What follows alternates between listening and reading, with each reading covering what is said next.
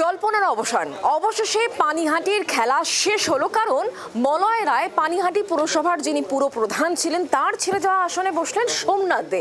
এদিকে বিজেপির তরফ থেকে কটাক্ষ করে বলা হচ্ছে আসলে মলয়কে বলির পাঠা করে সোমনাথকে পুরস্কৃত করা হয়েছে। যদিও পাল্টা আসনে নেমে জবাব দিয়েছে তৃণমূলও। দলের শীর্ষ নেতৃত্বের নির্দেশের পরও ইস্তফা দিতে টালবাহানা। তারপর ইস্তফা দিয়েও মলয় রায় বলেছিলেন খেলা হবে। জল্পনা চলছিল কোন খেলার ইঙ্গিত দিয়েছেন। তৃণমূলের স্লোগানে কি তৃণমূলকে মোকাবিলার প্রস্তুতি নিচ্ছেন? কিন্তু সেসব কাজে এলো না। পানিহাটি পুরসভার চেয়ারম্যানের চেয়ারের খেলা শেষ। এটাই তো খেলা, এই তো খেলা চলছে, এটাই তো খেলা, এই তো খেলা চলছে। পানিহাটি পুরসভার চেয়ারম্যান পদে শপথ নিলেন 17 নম্বর ওয়ার্ডের কাউন্সিলর সোমনাথ দে।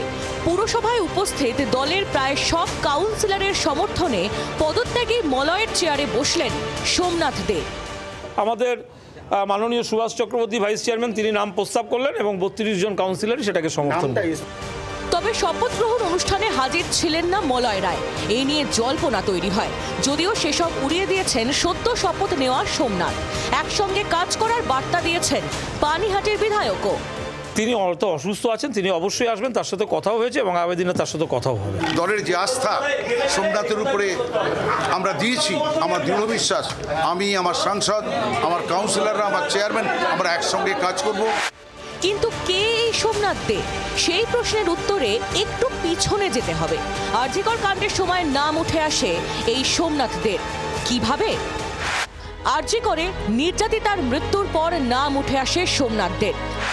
নির্যাতিতার মা বাবার সঙ্গে প্রায় সারাক্ষণ ছিলেন সোমনাথ। নির্যাতিতার মা বাবা বসেছিলেন টালা থানায়। সোমনাথের তদারকিতেই মৃতদেহ নিয়ে যাওয়া হয় বাড়িতে। তারও 1 ঘন্টা পর বাড়িতে পৌঁছন নির্যাতিতার বাবা মা। তারা পৌঁছানোর কয়েক মিনিটের মধ্যেই শ্মশানে নিয়ে যাওয়া হয় দেহ। শ্মশানেও তার তদারকিতেই আশ্চর্য তাড়াহুড়োয় দেহ দাহ করা হয়। এদিন সেই সোমনাথ শপথ নেওয়ার পর তাই সোমনাথের বিরুদ্ধে ক্ষোভ আরজিকরের নির্যাতিতার বাবার গলায়। এমএলএ নির্মল ঘোষ এরা বিকালবেলা যে অপরাধমূলক কাজ হয়েছে, মানে তথ্য প্রমাণ লোপাট হয়েছে, তার সঙ্গে সম্পূর্ণভাবে এরা জড়িত। তাকে প্রাইজ পোস্টিং দেওয়া হলো চেয়ারম্যানের। যে যারা ক্রিমিনাল সাব্যস্ত হয় কোর্টের কাছে, তারা কি করে এই সমস্ত পদে বসে? সোমনাথ দেখে তখনই, যেহেতু সিবিআই ওকে বারবার ডাকেছে যাতে মমতা ব্যানার্জি আর বিনীত গোয়েলের নাম না নেয়, তার জন্য ওকে গিফট প্রাইজ দেওয়া হচ্ছে। বিতর্কের সূত্রপাত পানিহাটির প্রায় 85 বিঘার অমরাবতী মাঠ বিক্রি নিয়ে। তীব্র ক্ষোভ প্রকাশ করে চেয়ারম্যান মলয় রায়কে ইস্তফার নির্দেশ দেয় তৃণমূল শীর্ষ নেতৃত্ব। তারপরেও বিদ্রোহের সুর ছিল মলয়ের গলায়। তা নিয়ে তপ্ত হয়ে ওঠে পানিহাটির রাজনীতি। তবে শেষ পর্যন্ত মলয়ের ইস্তফা এবং সোমনাথের শপথের পর আপাতত স্বস্তি শাসক শিবিরে। মলয় রায় কি তবে শীত ঘুমে? পানিহাটি থেকে বরুণ সেনগুপ্তর রিপোর্ট, জি 24 ঘন্টা।